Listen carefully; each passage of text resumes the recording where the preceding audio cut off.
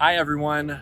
We are filming live from the lovely state of North Carolina, and we are actually at the training facility for SIM, which is one of the organizations that we will be being sent by to Japan when we finally do go on the vision trip. So, hello, greetings to all of you, and we are so excited to even bring you all into this week of training, because we know that you have been praying for us and journeying with us for a long time now.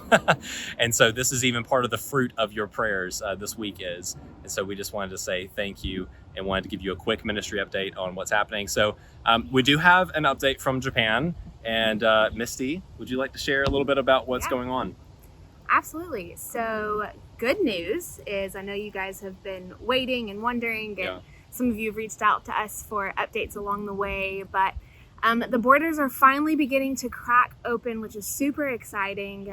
They're kind of even a little ahead of schedule, or at least what was maybe projected, but they're starting to let in their first sort of tour groups in a very controlled way in May.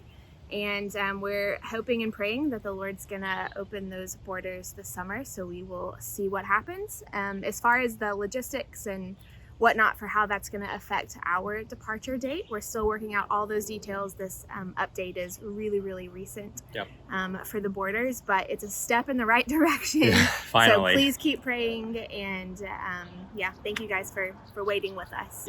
And so our family's taking a posture of, we're going to go ahead and, like Misty said, start getting ready for the trip ahead of time, because we ultimately don't know when Misty and I will be able to enter into the country with tourist visas. As she said, they're doing a phased-in approach.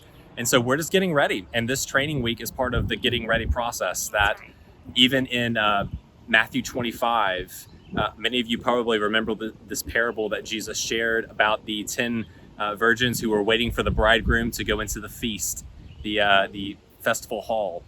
And as the story goes, there were 10 virgins sitting at the door of the wedding feast, ready to be let in, waiting for the bridegroom to come. 5 of them, as Jesus tells it, were considered wise. They had oil in their lamps, and they brought extra oil because they did not know when the bridegroom was going to be coming. But there were 5 called foolish, and they did not have oil in their lamps. And as it goes, the bridegroom was delayed, going late into the night, and the 5 foolish ones did not have enough oil in their lamps to receive the bridegroom. So they begged the wise ones who brought extra oil, give us some of your oil. And the wise ones said, no, go into town and get your own oil. We brought our oil and we're ready.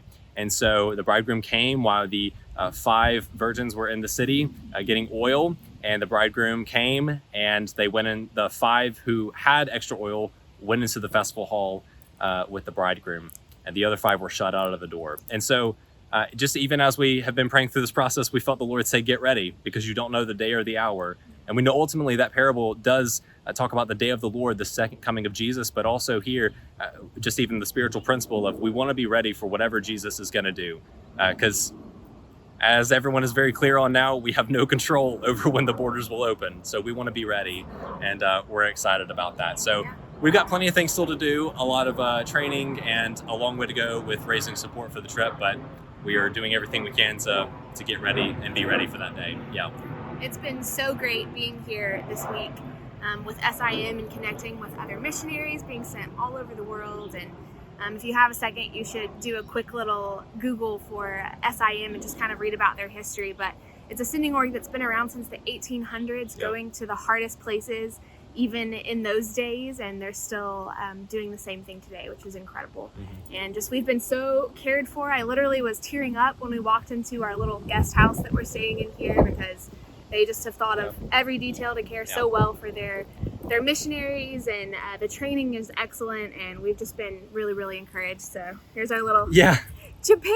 We have our little lanyards right here. It's been great. So we're on their campus here now and about to head into lunch, but wanted to bring you guys into what we're doing this week and give you guys an update on how Japan's going.